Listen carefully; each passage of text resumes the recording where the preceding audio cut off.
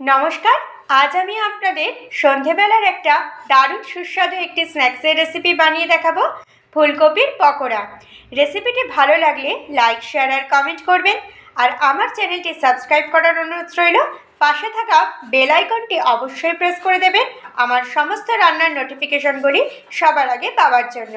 তো চলুন শুরু করা যাক আজকের রেসিপি, ফুলকপির পকোড়া। ফুলকপির পকোড়া করার জন্য আমি এখানে নিয়ে নিয়েছি একটা ফুলকপি। ফুলকপিগুলো আমি এইভাবে ছাড়িয়ে নিয়েছি, দিয়ে ছাড়িয়ে ভালো করে পরিষ্কার করে ধুয়ে নিয়েছি। ফুলকপিগুলো আমাদের ভাপিয়ে নিতে হবে, তার জন্য আমি কড়াইয়ে জল নিয়ে নিয়েছি। জলটা একটু গরম করে নিয়েছি। এই জলে আমি দিয়ে দিলাম সামান্য পরিমাণে একটু নুন। তারপর আমি ফুলকপিগুলো দিয়ে দিচ্ছি। গ্যাসের ফ্লেমটা হাইতে করে আমি 2 থেকে 3 মিনিট ফুলকপিগুলো ভালো করে ভাপিয়ে নিয়েছি। এবার আমি জল ছেঁকে ছেঁকে ফুলকপিগুলো একটা বাটির মধ্যে তুলে নিচ্ছি।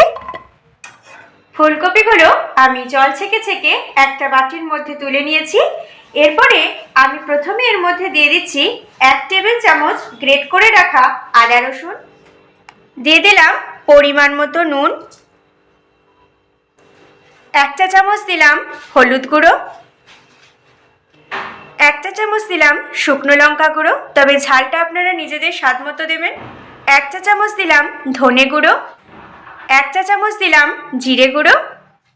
1 চা চামচ দিলাম কাশ্মীরি লঙ্কা গুঁড়ো। কাশ্মীরি লঙ্কা গুঁড়োতে ঝাল হবে না, কালার হবে।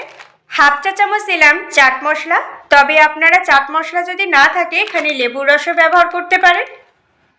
1 চা চামচ দিলাম কাসুরি মেথি, আপনারা কাসুরি মেথি না চাইলে নাও ব্যবহার করতে পারেন। সামান্য একটু ধনেপাতা কুচি দিয়ে দিলাম 1 কাপ পরিমাণে বেসন, তবে আমার বেসন যদি লাগে সেক্ষেত্রে আমি আরও ব্যবহার করব। আর দিচ্ছি এখানে 1/4 কাপ মতো চালের গুঁড়ি। এই চালের গুঁড়িটা দিলে কিন্তু পকোড়াগুলো মুচমুচে হবে। আপনারা চালের গুঁড়ির পরিবর্তে কর্নফ্লাওয়ার বা অ্যারারুটও ব্যবহার করতে পারেন।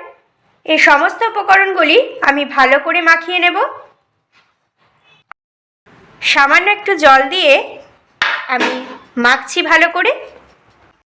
একটু একটু করে জল দিয়ে আমি এটা খুব ভালো করে মেখে নিলাম। আমার কিন্তু আরও 1 টেবিল চামচ বেসন লেগেছে।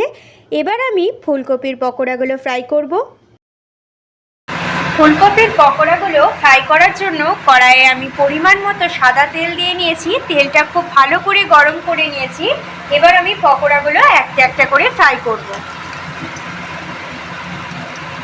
গ্যাসের ফ্লেমটাকে কিন্তু মিডিয়ামে রেখে আমি পকোড়াগুলো ফ্রাই করব। পকোড়াগুলো আমার ফ্রাই করা হয়ে গেছে, আমি এবার তুলে নিচ্ছি।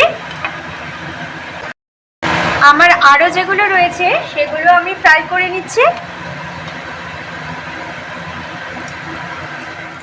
তৈরি হয়ে গেছে আজকে আমাদের রেসিপি ফুলকপির পকোড়া।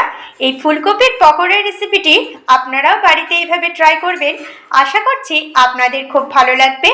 ভালো লাগলে আমার চ্যানেলটি সাবস্ক্রাইব করে আমার পাশে থাকবেন, তাহলে আমি আপনাদের সাথে আরও এরকম রেসিপি শেয়ার করতে পারবো।